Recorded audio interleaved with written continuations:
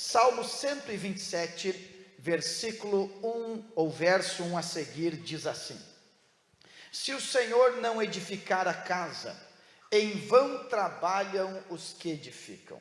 Se o Senhor não guardar a cidade, em vão vigia a sentinela. Inútil vos será levantar de madrugada, repousar tarde, comer o pão de dores, pois assim dá ele aos seus amados o sono. E quem quer ouvir a voz de Deus, diga amém. Eu creio que nós vivemos um período estranho e de um ataque orquestrado contra a família.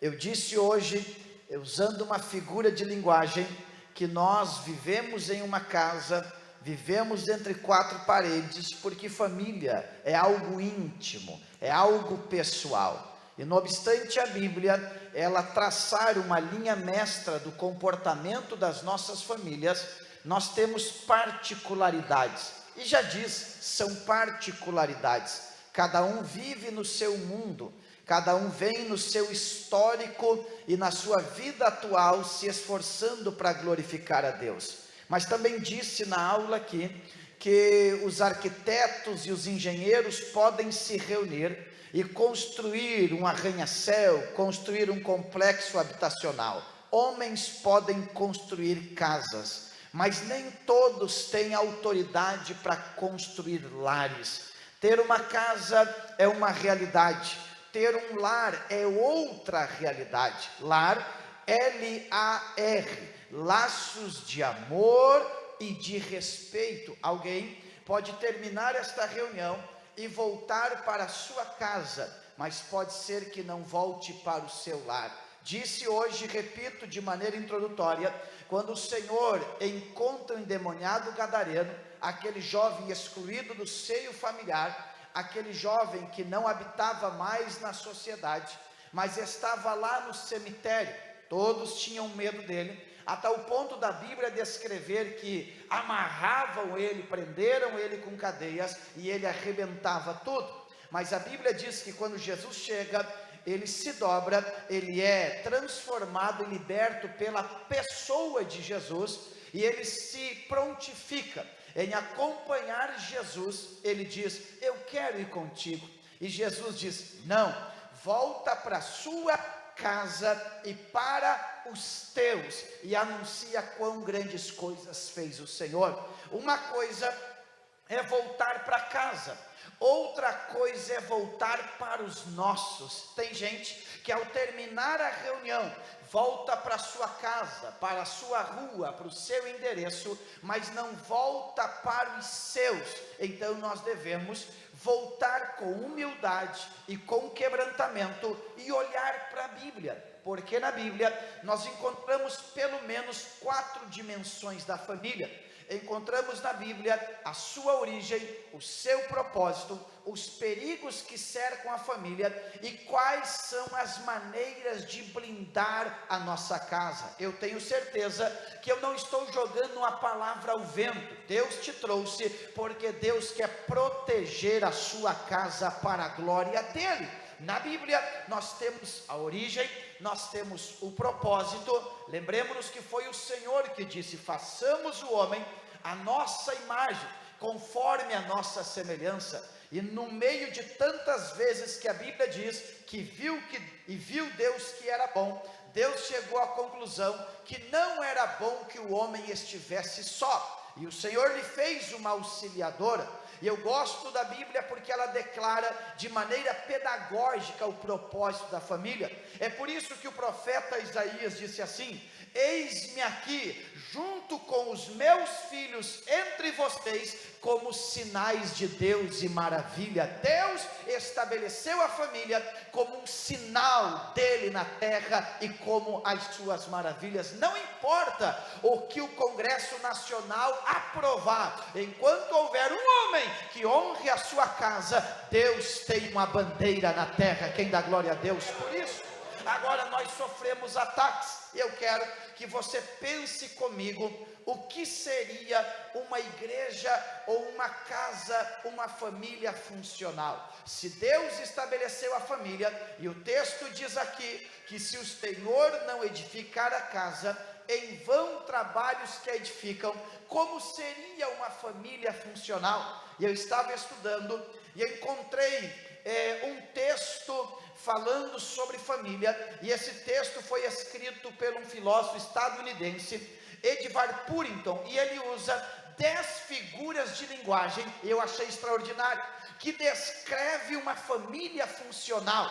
Vou citar as 10, mas vou falar só sobre 4, usando a Bíblia para respaldar isso.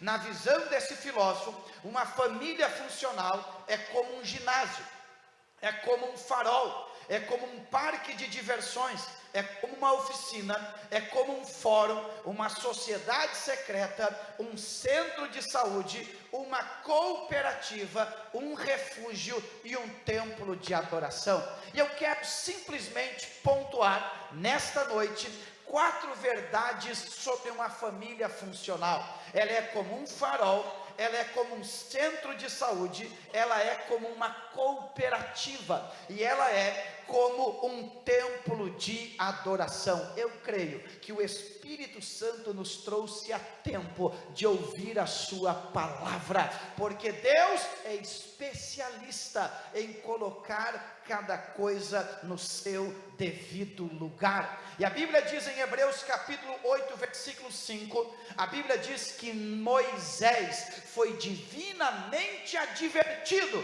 que para construir o tabernáculo, ele deveria seguir a planta que estava no céu. Quem recebe esta palavra? E falar de planta, dentro da nossa urbanização, tem pelo menos 3 tipos de casa. Tem aquela que nós, não sei como chamaria aqui, nós chamamos de área verde, ou de uma maneira bem mais antiga, invasão. Tem aquele segundo, que no Rio Grande do Sul nós chamamos de residencial. Tem aquele projeto dos CAICs, que são as casas todas iguais.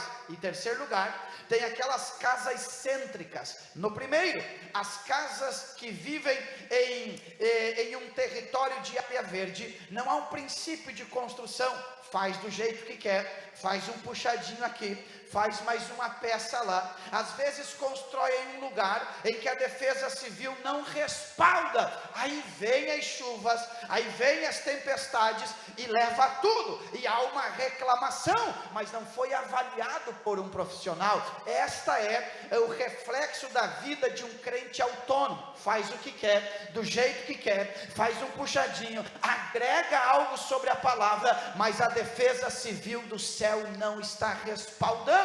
Tem aquele outro, que é o residencial, o complexo habitacional, é bonito, mas as cores são as mesmas, a janelinha é a mesma, a porta é a mesma, a metragem é a mesma. É aquele crente medíocre que diz, estando assim já está bom, desse jeito já está legal, igual o irmão Marciano está bom demais. Mas tem as casas cêntricas que você passa e diz, uau, que arquitetura, que localização. Tenho certeza que esta custa mais caro que as outras, mas é bem melhor avaliada, está melhor guardada e tem o selo de autenticidade de um profissional. Deus não tem algo igual a todo mundo, Deus tem algo particular para você e para sua casa. Quem recebe esta família, essa palavra? Só que Deus quer saber se você está disposto a pagar o preço por isso,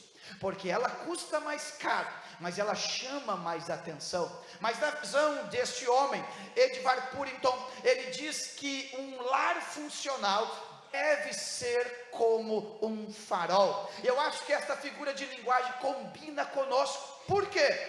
Qual é a utilidade de um farol? Um farol toma utilidade em uma noite de tempestade, quando a embarcação está se aproximando da margem, e daqui um pouco, sem perceber, ela pode bater nos rochedos e ela vai naufragar. Dentro de uma casa, Deus constituiu o pai e a mãe como faróis, porque as tempestades chegarão mais cedo ou mais tarde. A tempestade da drogadição, a tempestade da homossexualidade, a tempestade da depressão.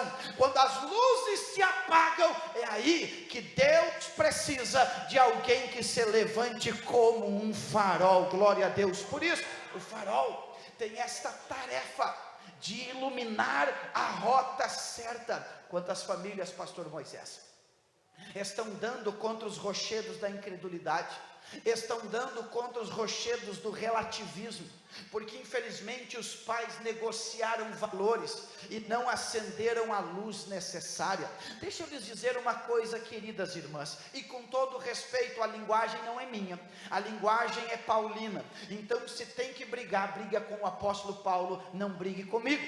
Paulo, escrevendo a sua carta pastoral a Tito, no capítulo 2 e versículo 3, ele diz: as mais velhas, não fui eu que disse, foi Paulo, as mais velhas devem ensinar as mais novas. Em uma linguagem, na mensagem, as mais velhas, as mais experientes, devem se constituir como um farol para aquelas que recém estão iniciando no mar bravio da vida. O problema é que às vezes o azedume da nossa alma, às vezes as frustrações que carregamos na caminhada, vai deixando a nossa alma áspera, vai deixando o nosso sentimento tóxico. E quando alguém vai pedir um conselho, nós não aconselhamos segundo a Bíblia, nós aconselhamos segundo as nossas experiências. E nós começamos assim: olha, minha filha, eu tratei o teu avô assim, a tua mãe tratou o teu pai assim,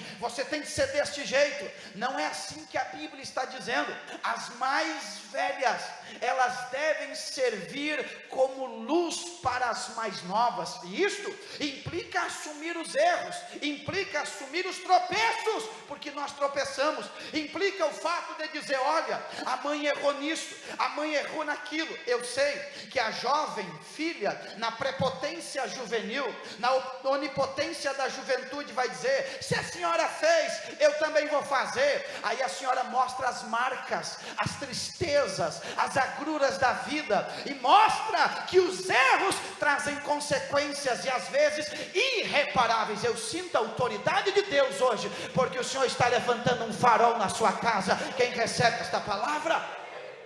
Um farol. Olha o que a Bíblia diz em Mateus capítulo 5, quando a Bíblia diz que nós somos a luz do mundo. O versículo 15 diz: não se acende uma candeia para colocar debaixo de um cesto, mas para iluminar todos que estão na casa.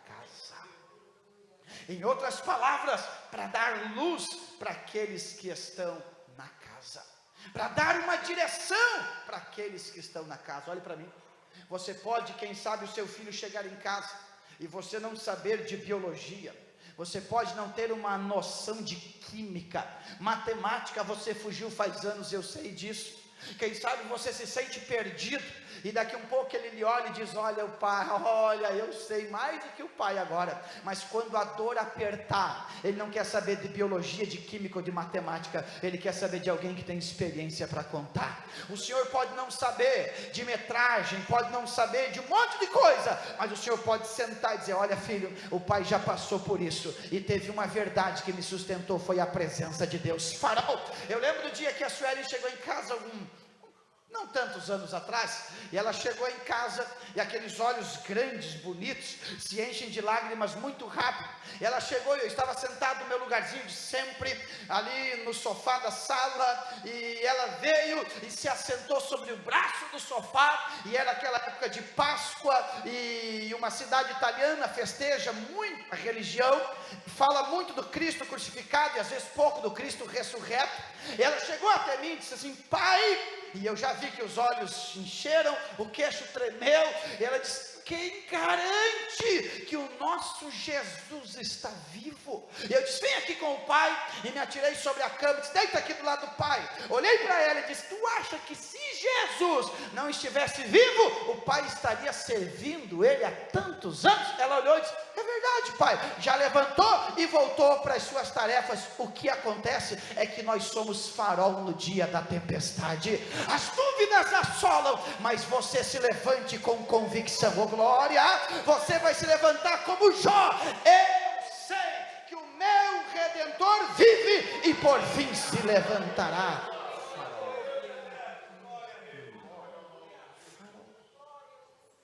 Será que o farol está aceso? Será que o teu filho pode pegar o telefone? E ele vai pegar o telefone. Primeira coisa que ele vai fazer, possivelmente, é te ligar quando as contas não fecharem. Não tem problema não. Você vai dizer: não, o pai vai te ajudar, vou te socorrer, mas vou te ensinar. É assim, assim e assim. Lei de ouro da administração, filho. Qual é, pai? Não se gasta mais do que se recebe. É assim, assim e assim. Qual é o outro princípio, pai? Princípio da conquista. Se vocês não têm alvo, vocês se concentram em problemas de si mesmo. Então olhe para frente. Olha, alguém está recebendo esta palavra. Recebe esta graça agora, porque há uma unção do Espírito Santo. O telefone vai tocar. Aquele nó que foi amarrado, que parece que não tem como desfazer, Deus vai te dar uma graça especial, uma sabedoria especial, e esse nó vai ser desamarrado para a glória do Deus que fez os céus e a terra. É por isso que a Bíblia diz: as trevas cobrem a terra, mas tu levanta-te e resplandece, porque a tua luz já vem. Quem recebe esta palavra? Farol. Eu acho tão interessante quando há uma honestidade na orientação e a gente diz: eu fiz o contrário, mas eu colhi consequência, mas o certo é isso aqui. A segunda figura de linguagem que ele usa, eu acho interessantíssimo isso aqui. Ele diz que uma família funcional é como um centro de saúde. Eu acho que todos vocês, não só no Rio Grande do Sul, mas vocês aqui de Santa Catarina, já tem por prática e praxe, nós temos uma mini farmácia em casa. Geralmente quando se passa dos 60 anos, já começa a aumentar a farmácia. Mas não importa, sempre se há uma gaveta cheia de remédios. Isso faz parte, isto é a inclinação biológica, tem que dar mantenimento para esse corpo. Geralmente, todas as famílias já têm uma mini farmácia. E eu acho que vocês vão concordar comigo, que geralmente nós dos homens não sabemos onde estão os remédios. E eu logo grito: Miriam, onde é que está o antigripal? E se Miriam tentar me descrever pelas cores, aí a coisa fica feia, porque de fato eu sou daltônico e eu não encontro. Eu posso estar tomando um remédio errado.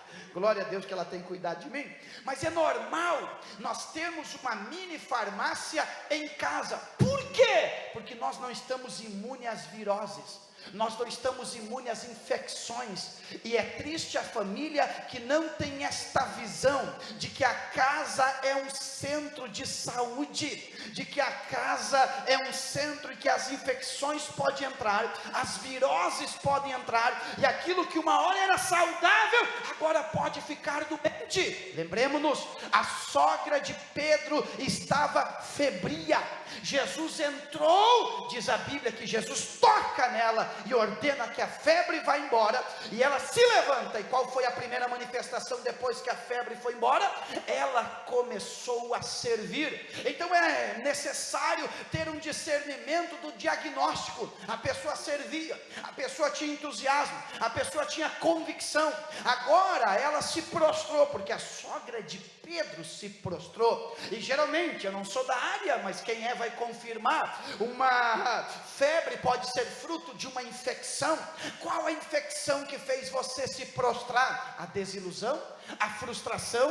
A pior das infecções que arruinam uma família está em Hebreus 12:15. Não haja entre vós raiz de amargura, que brotando vos perturbe, contamine a muitos e vos prive da graça. A raiz de amargura é tão ferrenha, porque ela produz indiferença. Pastor Josué, a indiferença é o pior dos castigos dentro de uma casa. Quer ver? Se a mulher quer judiar o coração do marido, é só ela passar do lado dele, fechar a cara, não falar mais nada, ele já fica estranho, ele já fica todo perdido, ele já faz a pergunta automática do sistema masculino: o que é que eu fiz? Às vezes não é o que fez, é o que deixou de fazer. Mas cuidado com a raiz de amargura. Perceba, ela brota. Se brota, é porque primeiro era uma semente. Pode ser naquele dia em que o elogio não veio, e não vem às vezes.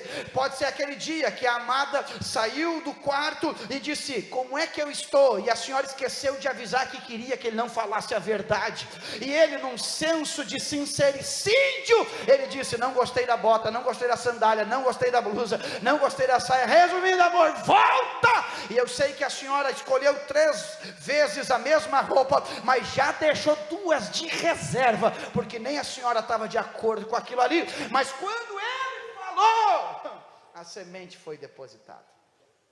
E não importa a unção do culto, não importa o grito do pregador, não importa a unção da orquestra, maestro, aquela querida irmã se fechou, porque a raiz de amargura brotou, e quando brotou, contaminou, e quando brotou, perturbou. Toda raiz de amargura perturba. Eu lembro de uma senhora que chegou para mim há anos atrás, ela já é de saudosa memória.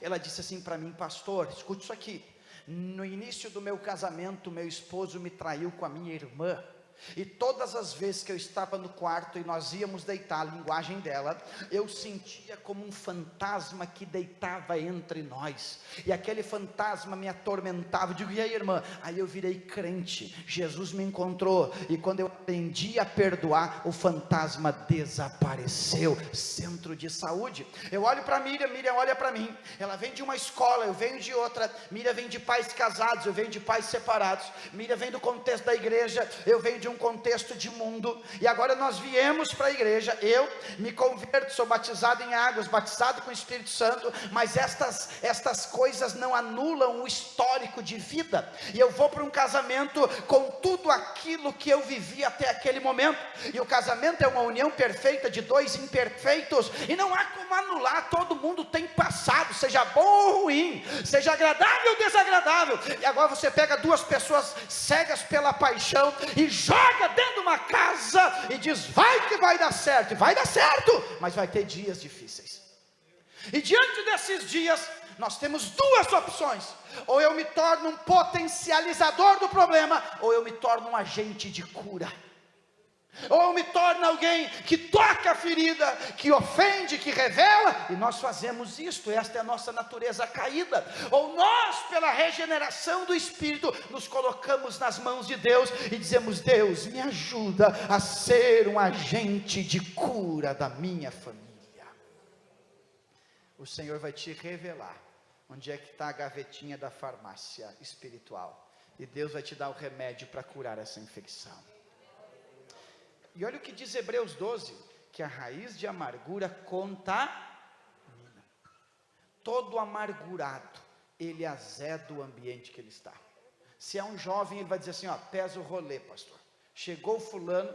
Tem gente que não celebra com nada, tem gente que não se alegra com nada, e eu não posso criticá-lo, não posso jogar fora, eu não sei o que aconteceu com ele, mas eu quero dizer para você: ainda tem bálsamo de Gileade para curar as tuas feridas. Ainda tem bálsamo de Gileade para curar as tuas feridas. Alguém veio a esta reunião, você se prostrou, você parou, é porque você está com febre. Jesus vai tocar você. Oh glória, levante a mão ao céu agora. Jesus vai tocar você, vai mandar a febre embora, e todo mundo vai ver você se levantar para a glória de Deus. Eu gosto de um texto que está em Marcos capítulo 9, o pai do jovem lunático. Vocês lembram? Que eles levam este moço até os discípulos, e os discípulos não têm fé para fazer a obra de libertação, e a Bíblia diz que aquele espírito maligno pegava aquele moço, fazia ele se bater.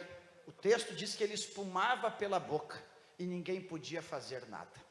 Jesus chega e Jesus dá uma orientação, um xingão, como diz o gaúcho, porque eles não tiveram fé para fazer esta obra. Mas o que me chama a atenção é que no versículo 21 de Marcos capítulo 9, Jesus faz uma pergunta, e Jesus diz assim: há quanto tempo isto acontece?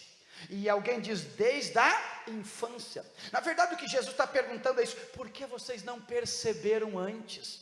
Por que vocês não perceberam? Se perceberam, por que não procuraram ajuda? Eu tenho a graça de Deus de poder dar aula de ensino religioso na escola pública pela minha formação, e uma das coisas que os professores têm que ficar atento é que um aluno que sempre é alegre, ele pode chegar triste um dia, ele pode chegar triste 2 dias, mas no terceiro dia uma anomalia sentimental. Então o professor está em sala de aula, aquele jovem ele é extrovertido, ele se alegra, ele é intenso, você tem que mandar se acalmar. Daqui um pouco ele mudou o temperamento, 1 dia, 2 dias, 3 dias, algo aconteceu que os pais não perceberam. Suelen foi fazer um trabalho na escola, e aí pai, vamos fazer um trabalho junto? Vamos. Setembro Amarelo, se não me equivoco. Sobre o que vamos fazer? Vamos escrever sobre a dor. A dor, sim, vamos pensar o que nós podemos escrever juntos sobre a dor, e escrevemos sobre 4 dimensões da dor. Não sei se eu vou lembrar todos, mas primeiro é a dor causada.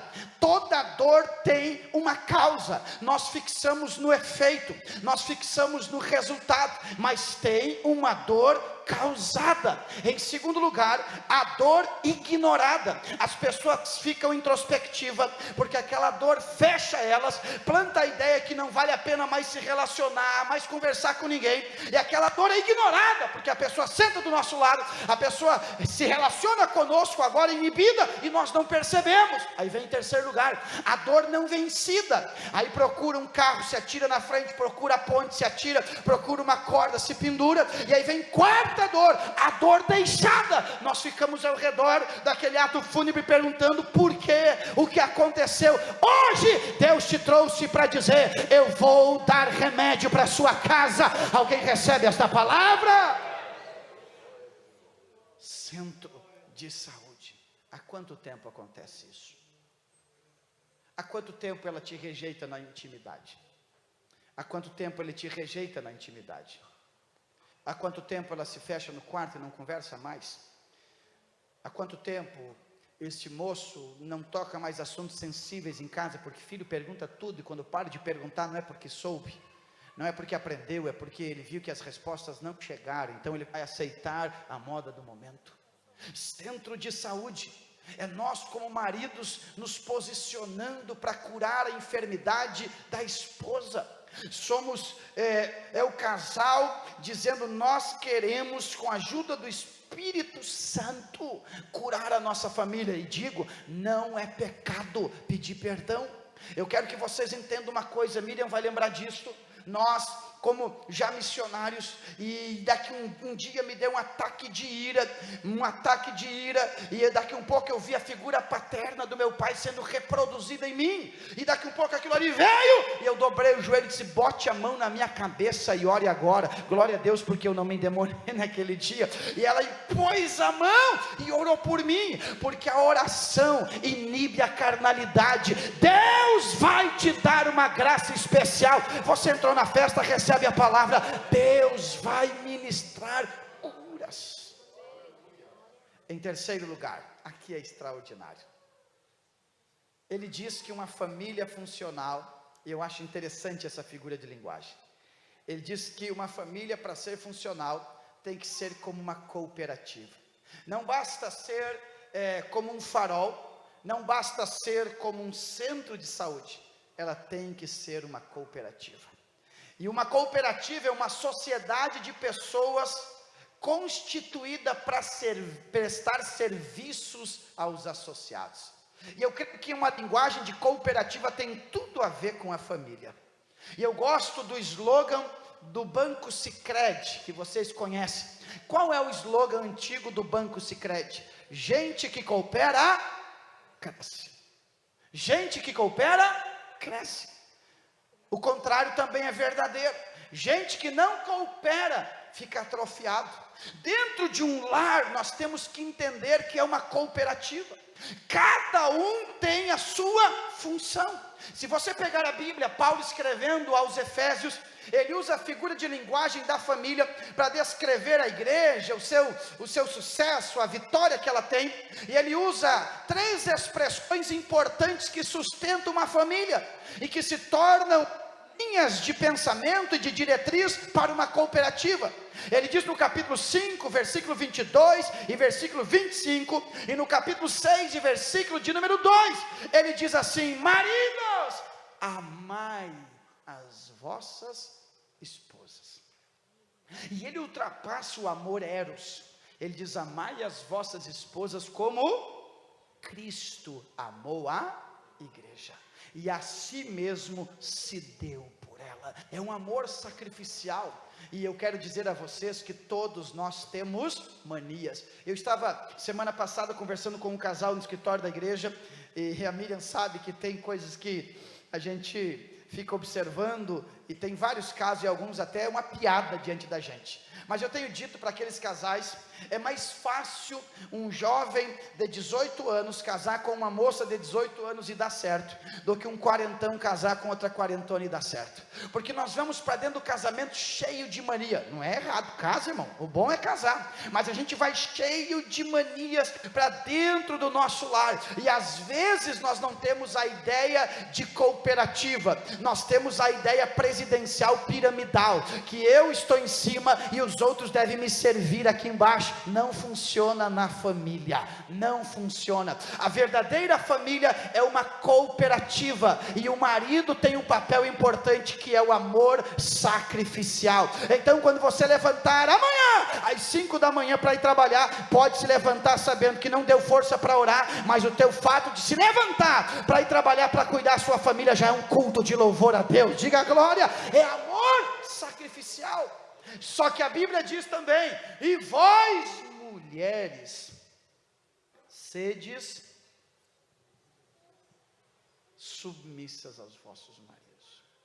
Não é como aquela irmã que no púlpito disse assim: olha, irmãos, o meu marido é o cabeça, mas eu sou o pescoço. Aí não dá bem certo. Só qual é o problema? É que a nossa teologia foi contaminada pelo viés feminista. E quando se fala de submissão, nosso entendimento já faz uma troca pela palavra subserviência. E quem é ele? E a minha gravidez é independente, e eu sou, e tu quer ver mulher brava é quando ela trabalha. Ela já olha e diz assim: eu trabalho, pago minhas contas, se tu bobear, eu pago aluguel também, vai embora. Cuidado, cuidado, porque é uma cooperativa. De fato a irmã pode ser mais sabidinha que o irmão, mas a senhora escolheu ele com toda a sua tolice crônica. Foi uma escolha tua. Cada ovelha elige a sua ovelha. Há um dito em espanhol que diz: cada oveja elige su pareja. Cada ovelha escolhe o seu casal. Deus não desceu do céu, o anjo não pegou a espada, você escolheu, e não dá para fugir da escolha, e não dá para tolerar, que não dá para reclamar do que você escolheu para a sua vida. Então recebe esta palavra: ainda que seja difícil, esteja submissa. E ser submissa não é ser subserviente, é simplesmente entender a missão e estar junto, complementando as forças e dizendo: marido, eu não puxo para outro lado, nós vamos para a mesma direção, para a glória do Deus que fez os céus e a terra. O silêncio de vocês me comprova que eu estou pregando bem. Cuidado, filhão, o pai tem que amar, a mãe tem que se submeter, e o filho tem que honrar. E eu quero que você tire da tua ideia a visão americanizada da família, que aí o filho chega para o pai e diz: pai, quanto é que vai ser minha mesada? Mas que momento se abriu para esse tipo de diálogo? Em que momento eu te chamei para a gente falar sobre isso? Eu quero dizer, eu não ganho nada e você já está dialogando para saber quanto eu tenho que repartir contigo. A visão judaica sobre honrar pai era que os filhos davam oferta para os pais. É bem verdade que a Bíblia diz que são os pais que entesouram para os filhos. Isso é uma coisa, e cada coisa no seu devido lugar. Mas honrar o pai era levar um presente, uma oferta para o pai. Tem filhos que não sabem honrar, e sabe qual é o problema das famílias? É que não é dialogal. A gente quer privar o filho de uma informação que mais cedo ou mais tarde ele vai receber. Então ele quer o tênis que o pai não pode comprar, ele quer a camisa que a mãe não pode comprar, ele quer o celular que tem que vender o carro para comprar. É por isso que tem carro que o pneu já está mostrando os arames, mas o filhão que não sabe nada da vida já tem um iPhone da última geração. Abre o jogo para ele, diz que as coisas são caras. O meu filho foi trabalhar de repositor de prateleira de mercado. Primeiro salário foi comprar um tênis, aí ele não comprou mais caro. Quando era com o meu salário, pai, aquele tênis, não rapaz, agora é contigo. Ele comprou um tênis tão bom, mas tão bom, que na primeira semana abriu uma boca. Já queria conversar com ele no bico do tênis. Eu digo, e aí filhão, quanto custou? Tanto. Ô rapaz, você viu? E quanto tu ganha por mês? Tanto, pai. E quantas horas tu trabalha por mês? Tanto. Eu digo, pois é, o tênis que tu queria custa 25 dias do teu mês. É, pai? É, vem que Deus vai te abençoar, mas aprenda, filho, primeiro é o dever, depois é o lazer. Recebe esta palavra? Aleluia. Mas qual é a visão? Eu quero trabalhar para dar para ele tudo que eu não tive. O sentimento é bom, mas você não prepara a gente para ir para a batalha. Eu quero dar a ele tudo que eu não tive. Aprenda a cooperar. A viúva e o azeite. O pai morreu, os filhos seriam levados. Ela podia ficar maquiando a situação. Disse, o pai era crente, mas o pai não soube administrar, tem uma dívida aí. O negócio é o seguinte, quem vai pagar a conta é vocês. É nós? É vocês. É vocês. Não sofra sozinha, chama eles e conversa. Diz, quem vai pagar a conta é vocês também. E o que nós temos que fazer, mãe? Vai nos vizinhos, bate a porta, bate a palma na porta. Se vocês não quebrarem a vidraça do vizinho, todo mundo vai atender vocês. É, mãe? E o que nós fizemos? Pede vaso emprestado e traz. Mas mãe, nós vamos cansar. Pior é ir preso, pior é ir como escravo. Então Deus está chamando você para usar o teu esforço para ver a tua família crescer. Quem recebe esta palavra? Oh, glória! Eu acho interessante que Noé, ele envolveu toda a sua família. Pastor Josué, Noé envolveu até a nora. Eu acho interessante toda aquela família fechada naquela caixa gigante de madeira. E tu imagina fechar a nora e a sogra junto. Não, irmão, tem nora e sogra que se dão bem, mas isso são exceções hoje em dia. Só que tem nora que não valoriza a sogra, mas quando falta o gás lá na tua casa, é lá na cozinha da tua sogra que tu vai cozinhar. Eita! Quando tu vai para a casa dela, é lá na cama dela que tu vai dormir. Então valoriza a tua sogrinha. Quem dá glória a Deus? As sogras tinham que dar glória a Deus agora. Só que as sogras exigem agora, mas odeiam a mãe do marido, então não dá não, viu? Não adianta exigir que a tua nora te respeite se você não respeita a mãe do seu marido. Então a família é uma cooperativa. Mas aí vai um conselho para o marido: a tua esposa também não é obrigado a aguentar o azedume da tua família. Aprenda, tem 40 minutos. Eu quando visito os parentes, se eu não tenho uma boa relação, porque eu sou crente, algumas coisas não são tão afinadas, eu aprendi que se eu ficar 1 hora, vai ser a melhor 1 hora da vida deles. Terminou? Deus abençoe. Vou para minha casa em nome de Jesus, porque quem casa quer casa, quem recebe esta palavra. E em último lugar, ele diz que uma casa funcional é um templo de adoração.